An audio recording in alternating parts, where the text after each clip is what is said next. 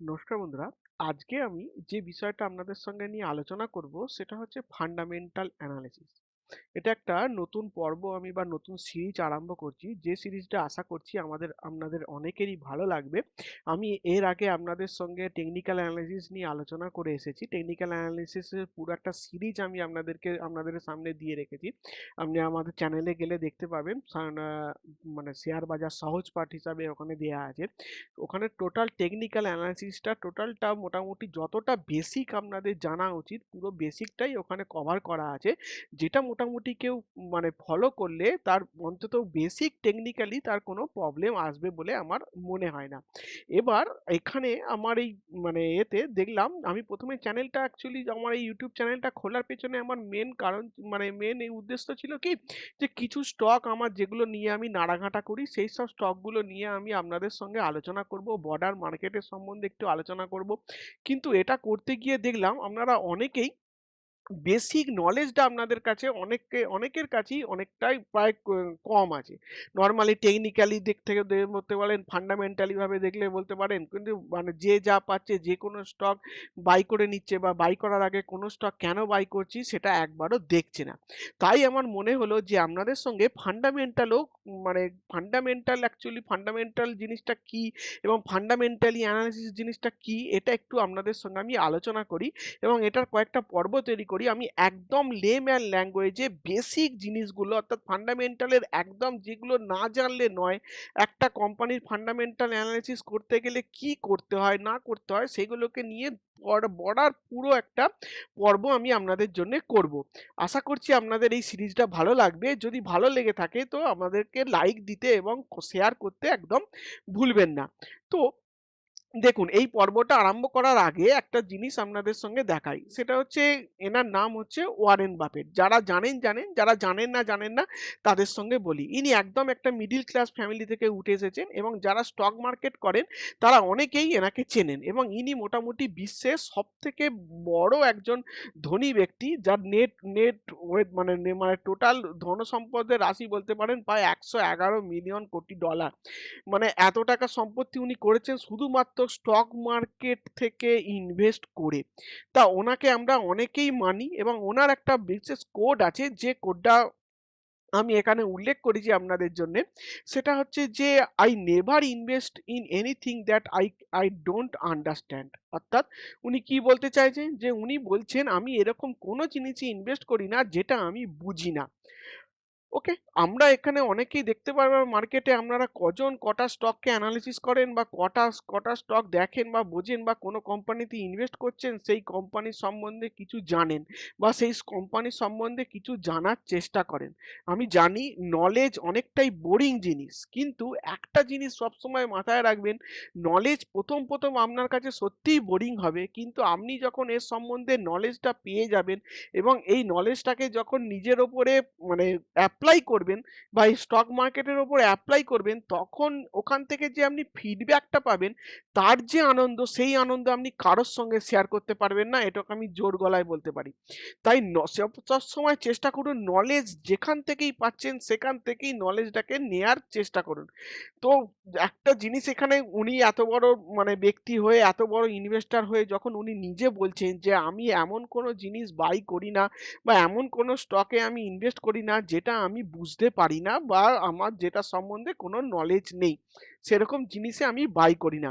আরেকটা উনি কি কথা বলছেন যে কথাটা ওনার আমার খুব ভালো লাগে, সেটা হচ্ছে in the short run the market is a voting machine. অর্থাৎ শর্ট টার্মে যদি আমরা মার্কেটকে দেখি, মার্কেট কতকটা ভোটিং মেশিনের মতো কাজ করে। ভোটিং মেশিন মানে কি, যখন যে ঝুন্ড একদিকে চলে, যখন সবাই সব একই রকম চাল চলন করে, একই রকম হয়, তখন কিন্তু যখন মানে যার যখন হাওয়া আসে তখন সেই সেই হিসাবেই ভোট হয়ে যায়। ঠিক আছে, তার মানে মার্কেট শর্ট টার্মে যখন যে হাওয়া থাকে সেই হাওয়াতেই কাজ করে, কিন্তু in the long run it is a waiting machine. ঠিক আছে? তো এটা কেন বলছে? অর্থাৎ লং টার্মেতে মার্কেট কিন্তু একটা ওজন যন্ত্র হিসাবে কাজ করে। ওজন যন্ত্র মানে কি? উনি কি বলতে চাইছেন? যখন মানে যার যে কোম্পানির মানে ভারিত্ব আছে, যে কোম্পানির একটা ভার আছে, অর্থাৎ যে কোম্পানির একটা ওজন আছে, অর্থাৎ এখানে উনি এই কথাটা বলার মেইন কারণ হচ্ছে যে কোম্পানিটার ক্যাপাসিটি আছে যাকে বলা চলে, যে সেই মানে সেইটাতে কনভার্ট হয়ে যায়। অর্থাৎ মার্কেট সবসময় তাকেই ফেভার করে বা মার্কেট সবসময় তাকেই তুলে ধরে যার একটা ভর আছে বা ভার আছে, যার মধ্যে বা যে কোম্পানির মধ্যে ওজন আছে। শর্ট টার্মে তো অনেক মানে ছোটা-কোটা, নত্থু-খেরা সবাই ছুটে চলে যেতে পারে। সবাই ছুটতে পারে, সবাই মানে মানে তলা থেকে রিটার্ন দিয়ে দিতে পারে। কেউ মানে 50% 60% কোনো মানে ছোটখাটো স্টক যার ফান্ডামেন্টালি কিচ্ছু নেই সেও ওখান থেকে ডবল হয়ে যেতে পারে। কিন্তু এটা শর্ট টার্মে হতে পারে কিন্তু লং টার্মে কোনো দিনই হবে না। ওনার কথা অনুযায়ী লং টার্মে সেই স্টকই টিকে থাকবে, সেই স্টকই আপনাকে পয়সা দেবে যে স্টকের মধ্যে নিজের ক্যাপাসিটি আছে। এখানে বলার মধ্যে উনি এই কথাটাই মানে বলতে চাইছেন। এইখানে এই কথাটা বলার মেন ওটাই হচ্ছে উদ্দেশ্য যে কোনো স্টককে যখন আমরা কোনো স্টক অ্যানালিসিস করব, সেই স্টক সবসময় দেখবেন আমার মুখে সবসময় মানে একটা কথা শুনে থাকবেন স্টকটা ফান্ডামেন্টালি ভালো এবং টেকনিক্যালিও ভালো। তাহলে আমি দুটো জিনিসের উপরেই নির্ভর করি, ফান্ডামেন্টাল এবং টেকনিক্যাল। ইউটিউবে অনেক ভিডিও আছে, অনেক সোশ্যাল মিডিয়ায় অনেক কিছু দেখতে পাবেন, অনেকে যারা টেকনিক্যাল অ্যানালাইসিস হন বা টেকনিক্যাল এ করেন তারা বলেন যে ফান্ডামেন্টাল অ্যানালাইসিস কোনো কাজ করে না, ফান্ডামেন্টাল অ্যানালাইসিস একদম বেকার, ফান্ডামেন্টাল অ্যানালাইসিস কোনো দরকার নেই, টেকনিক্যাল অ্যানালাইসিসই ভালো। অনেকে যারা টেকনিক্যাল অ্যানালাইসিস হয় তারা দেখবেন অনেকে বলে যে ফান্ডামেন্টাল অ্যানালাইসিসের মধ্যে কিছু নেই, চার্টই সব থেকে বড় কথা, চার্ট যেটা বলবে সেটাই নর্মালি ঘটবে। তো এই দুটোর মধ্যে এক মানে মানে সবসময় বিরোধিতা হয়েই থাকে। কিন্তু আমি মনে করি দুটোরই নলেজ রাখা উচিত। আপনি যে নলেজটাকে ঠিক গ্রহণ করতে পারবেন, অর্থাৎ যে নলেজটার উপরে আপনি কাজ করতে পারবেন, সেই নলেজটাই হবে আপনার কাছে সবথেকে ভালো নলেজ। তাই দুটো জিনিসকেই জেনে রাখা উচিত। কারণ এটুকু একটা জিনিস মনে রাখুন, আপনি যদি ফান্ডামেন্টালি স্ট্রং না হন, একটা জিনিস এটা একটা একদম খুব সত্যি কথা, আপনার ক্ষেত্রেই বলুন আর স্টকের ক্ষেত্রেই বলুন, ফান্ডামেন্টালি আপনি যদি স্ট্রং না হন, আপনি টেকনিক্যালিও স্ট্রং হবেন না। আর ওয়ারেন বাফেটও সেই সেম কথাই বলে আসছে এবং বলছে, সেটা আজকে আমি আপনাদের সামনে প্রমাণ করব এবং দেখাবো। তো ফান্ডামেন্টাল অ্যানালিসিস আসলে কি? অ্যাকচুয়ালি ফান্ডামেন্টাল অ্যানালিসিস কি সত্যিই কাজ করে? এই বিষয় নিয়ে আমরা এখানে কথা বলবো। এখানে একটা কথা বলি, আপনি যখন কোনো কোম্পানি কিনছেন বা বেসিক্যালি মানে আপনার জানা উচিত যে আসলে কোম্পানিটা কি করছে। বেসিক্যালি আমার প্রশ্ন হলো এখানে, আপনি যে কোম্পানিটা বাই করছেন সেই কোম্পানিটা কি করে? ধরুন আপনি এস বাই করেছেন নরমালি, ঠিক আছে? স্টকটা এস বাই করেছেন। তো এই স্টকটা আপনি বাই করছেন বা করতে গেছেন। আপনি খবর রাখেন যে কোম্পানিটা অ্যাকচুয়ালি কি করে? ওকে? কোম্পানিটা কি সেল করে? এর প্রফিট মানে এর প্রফিট লস কি করে? কোম্পানির এর মালটা কি বিক্রি করে? এর কত মাল বিক্রি হয়? এই মালটা বিক্রি করে ও কত প্রফিট পায়? এইসব বিষয়গুলো কি আপনারা খোঁজ রাখেন বা আপনারা একবারও খোঁজ রাখার চেষ্টা করেন?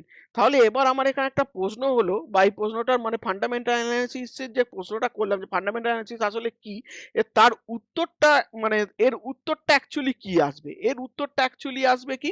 এর উত্তর আসবে যে মানে ধরে রাখুন মানে কোনো কোম্পানিতে মানে কোনো কোম্পানির সম্বন্ধে সেই সব বিষয়ে নজর রাখা, যে কোম্পানিটা মানে যে কোম্পানিতে আপনি ইনভেস্ট করছেন বা করতে যাচ্ছেন সেই কোম্পানিটা কতটা মজবুত আর কতটা দুর্বল।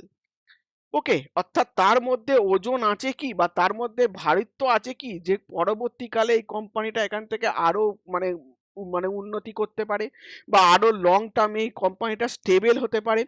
এই সব বিষয়গুলোকে জানা এবং থিওরিটিক্যালি অর্থাৎ এবং প্র্যাকটিক্যালি কোনো সেই বিষয়টাকে বোঝাটাই হচ্ছে অ্যাকচুয়ালি ফান্ডামেন্টাল অ্যানালিসিস।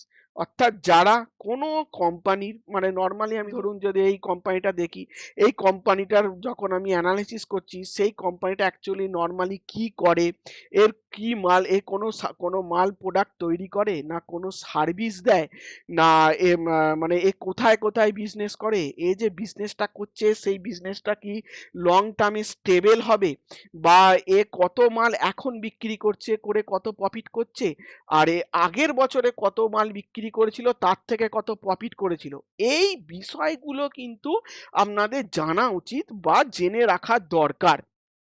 এবার একটা কোম্পানির মানে ফান্ডামেন্টাল মানে অ্যানালিসিস করার জন্য বেসিক্যালি আমাদের কি কি বিষয়ে নজর রাখা উচিত, এটা যদি আমি আপনাদেরকে একটা মানে সিস্টেমেটিক মাধ্যমে বলি, তাহলে কি হবে? ধরুন একটা কোম্পানির এখানে খুললেন, কোম্পানির মেন খুলে প্রথমে কি দেখবেন? মার্কেট ক্যাপ কত কি আছে, কোম্পানিটার প্রাইস কত কি আছে, রোজ কত, পি কত। একটা কথা, এইখানে যে আমি এই যে কথাগুলো বলছি, যারা প্রথম মানে দেখছেন বা প্রথম এই শব্দগুলো শুনছেন, তারা ভয় পাবেন না। আমার সঙ্গে থাকুন, এই ভিডিওর সঙ্গে টু বি কন্টিনিউ হন বা আমার চ্যানেলের সঙ্গে টু বি কন্টিনিউ হন। প্রতিটা কথার অর্থ, প্রতিটা কথা কেন এখানে বলা হয়েছে, এটার অ্যাকচুয়ালি কি কি কাজে লাগে, এই বিষয়গুলো দেখে আমরা কোনো কোম্পানির কি বুঝবো, সব বিষয়গুলো মানে আমি আপনাদের সঙ্গে একদম লেম্যান ল্যাঙ্গুয়েজে আপনাদেরকে বলে মানে বোঝানোর চেষ্টা করব বা বলে মানে তুলে ধরবো। কারণ আমার উদ্দেশ্য একটাই, সেটা হচ্ছে যে একদম পাতি বাংলা ভাষায় আপনাদেরকে ফান্ডামেন্টালি কোনো স্টক বা ফান্ডামেন্টালি মানে অ্যানালিসিস কি করে করতে হয় কোনো কোম্পানির, সেই সব বিষয়গুলো একদম গোড়া থেকে আপনাদেরকে পুঙ্খানুপুঙ্খ শেখাবো। এবং ফান্ডামেন্টাল অ্যানালিসিসের এইটা প্রথম পর্ব। এই পর্বটা যদি মানে ভালোভাবে মানে মানুষ দেখে বা ঠিকঠাক যদি আমি ভালো মতো লাইক পাই, আমি কথা দিচ্ছি এটাকে আমি টু বি কন্টিনিউ করব এবং টোটাল ডিটেলস আপনাদের ফান্ডামেন্টাল অ্যানালিসিসে আপনাদের আর এমন কিছু বাকি থাকবে না যেটা আপনারা জানতে পারবেন না, বা কোনো কোম্পানি থেকে আপনি অন্তত ঠকবেন না যে কোনো কোম্পানি ভালো আর কোনো কোম্পানি খারাপ, সেটা আপনার বোঝা থেকে আপনাকে কেউ আটকাতে পারবে না। এখন বিষয় হচ্ছে তাহলে কি কি বিষয়গুলো আমরা দেখব, সেটা হচ্ছে মার্কেট ক্যাপ, পি, রোজ, আরওই, অপারেটিং প্রফিট মার্জিন, তার সেলস কত, তার প্রফিট অ্যান্ড লস স্টেটমেন্ট, তার ব্যালেন্স শিট, তার ক্যাশ ফ্লো, তার রেশিও, তার মানে তার ইনভেস্টার কারা, এই সব বিষয়গুলো যখন আমরা অ্যাকচুয়ালি দেখব, সেটাই হবে অ্যাকচুয়ালি কোনো কোম্পানির ফান্ডামেন্টাল অ্যানালিসিস। তাহলে বোঝা গেল যে ফান্ডামেন্টাল অ্যানালিসিস করতে গেলে বা বুঝতে গেলে আমাদেরকে এই সব বিষয়গুলো দেখতে হবে বা জানতে হবে। এবার আমাদের কাছে একটা কোশ্চেন হচ্ছে যে ফান্ডামেন্টাল অ্যানালিসিস তো বললাম, ফান্ডামেন্টাল অ্যানালিসিস জিনিসটা কি সেটা তো বোঝার চেষ্টা করলাম। এবার সত্যি কি ফান্ডামেন্টাল অ্যানালিসিস কাজ করে? যদি ফান্ডামেন্টাল অ্যানালিসিস কাজ করে কিনা সেটা এবার আমরা একটুখানি দেখব কিছু স্টকের মাধ্যমে। এবার দেখুন আপনাদেরকে আমি একটা মানে কোম্পানি দেখাচ্ছি, কোম্পানিটা হচ্ছে সুজলন এনার্জি। সুজলন এনার্জি কোম্পানিটাকে যদি আমরা দেখি এবং তার যদি ব্যালেন্স শিটটা দেখি, ব্যালেন্স শিটটা দেখলে কি দেখব, যে কোম্পানি রিজার্ভ অর্থাৎ কোম্পানির কাছে কত টাকা জমা আছে, অর্থাৎ আর তার মার্কেটে ধারই বা কত আছে। আমি প্রথম আপনাদের সঙ্গে কোনো কোম্পানির মার্কেটের ধার কিংবা কত টাকা তার অ্যাকচুয়ালি অ্যাকাউন্টে আছে সেটাকে কেন বলছি, কারণ আমরা আমাদের মানে সমাজে আমরা একটা জিনিস দেখে এসেছি, প্রথমে আমাদের বড়দের মুখ থেকে যাদের মুখ থেকেও আমরা শুনে এসেছি, সবসময় বলেছে যে আগে নিজে অন্তত আর্থিকভাবে নিজে সমৃদ্ধ হও, তারপর তুমি অন্য কিছু করার চেষ্টা করো, তাই তো? বা অন্য কিছু পথেতে যাও, সবসময় আগে চেষ্টা করো যে নিজেকে আর্থিকভাবে সমৃদ্ধ করার। তাহলে সেরকম কোম্পানির ক্ষেত্রেও কিন্তু এটা দেখতে হবে যে কোনো কোম্পানি আর্থিকভাবে কতটা স্ট্রং। যদি কোনো কোম্পানি আর্থিকভাবে স্ট্রং যদি না হয়, তাহলে সেই কোম্পানি পরবর্তীকালে কিন্তু আর বাড়ার জায়গা থাকে না। যদি আমি সুজলন এনার্জির মতো কোনো স্টককে আমরা যদি দেখি, সুজলন এনার্জি যদি স্টক দেখি, রিজার্ভ, রিজার্ভ মানে কি, কোনো কোম্পানি তার অ্যাকচুয়ালি তার পকেটে মেন মানে পাতি বাংলা ভাষায় তার অ্যাকচুয়ালি পকেটে কত টাকা আছে। যদি এটা দেখি আজকের দিনে দাঁড়িয়ে এই কোম্পানিটার পকেটে কোনো টাকা নেই, মাইনাস। অর্থাৎ এর মার্কেটে ধার মানে অলরেডি তো এর বরোইং মানে কি, এর কত টাকা ধার পড়ে আছে মার্কেটে আর পকেটে কত পয়সা আছে। অলরেডি এর পকেট শূন্য, জিরো, কোনো টাকা নেই, প্লাস অলরেডি মার্কেটে এত টাকা ধার হয়ে আছে, প্রায় ৩,২০০ কোটি টাকার মতো ধার, এবং পকেটে প্রায় কোনো মানে মানে এদের মানে কি বলবো মানে এদের মানে মালপত্র বিক্রি হচ্ছে বা কিছু এদের মানে টোটাল জিনিস বিক্রি করতে হচ্ছে, বিক্রি করে তাদের আস্তে, আস্তে এরা মানে করছে। মানে উঠে দাঁড়াচ্ছে যে মানে মালপত্র মানে মেন যাকে বলে এদের ধরি ঘর-দোর মানে ভিটে-মাটি এইসব বিক্রি হবার সম্ভাবনা মানে চলে এসেছে বা এরা ভিটে-মাটি বিক্রি করছে। মেন মানে একদম পাতি বিষয়। মানে কোনো কোম্পানি তার পকেটের এই অবস্থা, অর্থাৎ পকেটে কোনো টাকা নেই, পকেটে মাইনাস এবং মার্কেটে ধারও এত, তাহলে এরকম কোনো কোম্পানি যদি কোনো নতুন কোনো টেন্ডার দেয় বা নতুন কোনো কারোর কাছ থেকে লোন নিতে চায় মানে পরবর্তীকালে কাজ করার জন্য, এই কোম্পানিটা কি লোন পাবে? আপনি ভেবে দেখুন। আপনার মার্কেটে মানে আপনার পকেট ঠাঁইটায় গোপাল, পকেটে একটা পয়সা নেই, আর আপনি মার্কেটে বেরিয়েছেন, মানে অলরেডি মার্কেটে আপনার ধার আছে ধরুন ৩ থেকে ৪ হাজার টাকা, প্লাস আপনি আবার চেষ্টা করছেন মার্কেট থেকে আরো ধার নেওয়ার জন্য। তো এই বিষয়গুলো থেকে কিন্তু আপনাদেরকে বাঁচতে হবে বা এরকম কোম্পানির দিকে নজর রাখতে হবে। এই যে আমি এখানে বললাম যে ফান্ডামেন্টালি তাহলে দেখা যাচ্ছে কি কোম্পানিটা একদম খুব খারাপ অবস্থা। তাহলে এটা কি টেকনিক্যালি ভাবে দেখা যাচ্ছে যে চার্টেতেও ফলে কোম্পানি কি বলছে দেখা যাক। দেখুন চার্টেতে যদি আমি এই কোম্পানিকে দেখি বিগত ১০ বছর ধরে কোম্পানিটা টু বি কন্টিনিউ ডাউন ট্রেন্ডে পড়ে আছে। তাহলে বুঝতে পারা যাচ্ছে ফান্ডামেন্টাল অ্যাকচুয়ালি কাজ করে কিনা। ফান্ডামেন্টালি স্টকটা দেখুন খারাপ, তো এর চার্টও খারাপ হবে। ফান্ডামেন্টালি কোনো স্টক যদি খারাপ হয় তার লং টার্মেতে তার চার্টও খারাপ হবে। শর্ট টার্ম যদি আমি দেখি, শর্ট টার্মে অনেক সময় দেখবেন শর্ট টার্মে হয়তো মার্কেট এখানে বাউন্স করতে পারে বা স্টক বাউন্স দেখুন এখানে হয়তো কত মানে 7 টাকা 8 টাকা থেকে একবার বাউন্স করে গিয়েছিল প্রায় 11-12 টাকা, প্রায় এখান থেকে প্রায় 80% রিটার্ন দিয়ে দিয়েছিল। তো সেটা দেখে অনেকে হাঁপিয়ে পড়ে এই স্টকেতে হয়তো বাইও করেছে বা স্টকে দেখবেন মানে মার্কেটে করছে যে সুজলন এনার্জি করুন নেক্সট মাল্টি ব্যাগার। মোটে এরকম জিনিসে ভাববেন না বা এরকম জিনিসে একদম পা দেওয়ার চেষ্টা করবেন না। তাহলে আজকের দিনে যদি দাঁড়িয়ে যদি বলে আর একটা কোম্পানি দেখাচ্ছি রিলায়েন্স কমিউনিকেশন, দেখুন আর কম যাকে বলা, আর কমের অবস্থা দেখুন, কোম্পানি রিজার্ভ কিচ্ছু নেই, একটা পকেটে কোনো পয়সা নেই, অলরেডি মাইনাস হয়ে আছে, প্লাস মার্কেটে এত টাকা ধার হয়ে আছে। এসব কোম্পানি চলবে বা এইসব কোম্পানির অবস্থা কি হতে পারে বলেন? তাহলে এই জায়গায় দাঁড়িয়ে একটা জিনিস আজকে বুঝতে পারলেন যে কোনো কোম্পানির যদি ধার বেশি হয়ে থাকে এবং তার পকেট যদি ঠাঁইটায় গোপাল হয়ে থাকে তাহলে সেই কোম্পানি থেকে কিন্তু আমরা সব সময় দূরে থাকবো। অনেক জায়গায় যারা স্টেবল মার্কেটে আজ পর্যন্ত কাজ করে এসেছে, অনেক বড় বড় যারা নামি দামি ইনভেস্টার তাদের সঙ্গে কথা বললে বা তাদের ইন্টারভিউ শুনলে বুঝতে পারবেন তারা সবসময় বলেন যে জিরো ডেট কোম্পানিতে ইনভেস্ট করুন, অর্থাৎ যার মার্কেটে ধার নেই এরকম কোম্পানির দিকে যাওয়ার চেষ্টা করুন যারা প্রথম প্রথম মার্কেটে আসছেন বা মার্কেটে ইনভেস্ট করছেন। তাহলে ধার জিনিসটা খুব খারাপ জিনিস, যেটা করতে গিয়ে আজকে আদানির মতো অত বড় গ্রুপ কিন্তু ডুবেছে। তো এই মার্কেটে দেখেছেন যে আদানি গ্রুপের কি অবস্থা শুধুমাত্র এই ধারের জন্য, এই আজকের এই ধার অতিরিক্ত বড়োইং তাদের বাড়িয়ে ফেলার জন্য আজকে তাদের এই অবস্থা হয়েছে। তো রিলায়েন্স মানে রিলায়েন্স কমিউনিকেশন, সুজলন এনার্জি এইসব স্টক যদি আপনাকে যদি এখন কিনতে বলা হয় আপনি কি কিনবেন?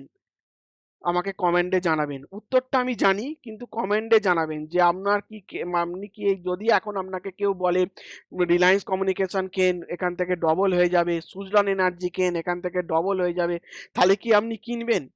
আমাকে কমেন্টে অতি অবশ্যই জানাবেন। তো রালকমের চার্ট দেখুন সেম জিনিস, সেম ওরকম দেখুন এদেরও অবস্থা সেম হয়ে আছে এবং দেখুন দীর্ঘদিন ধরে মানে স্টক কিভাবে মানে ডাউন ট্রেন্ডে পড়ে আছে। সো যে কোম্পানি ফান্ডামেন্টালি খারাপ সে কোম্পানির টেকনিক্যালও খারাপ হয়ে যাবে আপ টু লং টার্মে, এটা সব সময় মাথায় রাখবেন। তো আশা করছি আপনাদেরকে আমি বোঝাতে পেরেছি যে ফার্স্ট অফ অল কোম্পানির আমরা কি দেখব, ফার্স্ট অফ অল আমরা কোম্পানির দেখব যে সেই কোম্পানির মার্কেটে ধার আছে কিনা, অথবা ধার থাকলেও সেই কোম্পানির পকেটে কত পয়সা আছে, এই পয়সাটাকে শোধ করার মতো কি তার পকেটে পয়সা আছে। যদি এই কম পয়সাটাকে বা এই ধারটাকে শোধ করার মতো তার পকেটে পয়সা থাকে তখন আমরা যাব, তার আগে এরকম কোনো কোম্পানিতে আমরা ইনভেস্ট করব না যার নিজের পকেটে আছে 10 টাকা আর মার্কেটে ধার করা আছে 10,000 টাকা। সো সবসময় এরকম কোম্পানি থেকে বা এরকম ধরনের কোম্পানি থেকে আমরা দূরে থাকবো। আশা করছি এই বিষয়টা আপনাদের ভালো লেগেছে। আরো নতুন, নতুন জিনিস আপনাদের আমি শেখাবো। ফান্ডামেন্টাল অ্যানালিসিস এর পর্ব কি, কি জিনিস আমরা দেখবো। নতুন, নতুন জিনিস শিখবো। তা যারা নতুন, নতুন করে শিখতে চান, যারা মার্কেটে নতুন একদম বিগিনার্স আছেন, তাদেরকে বলবো আমার চ্যানেলটিকে সাবস্ক্রাইব করে ফেলুন এবং বেল আইকনটা হিট করে রাখুন, যাতে পরবর্তীকালে আমার যে কোনো ভিডিও আমি যদি আপলোড করি, সঙ্গে, সঙ্গে তার আপডেট যেন আপনারা পেয়ে যান। তো আজকের জন্য এখানে রাখি। সবাই সুস্থ থাকবেন, ভালো থাকবেন। দেখা হবে আবার পরবর্তী আরেকটি অ্যানালিসিস নিয়ে।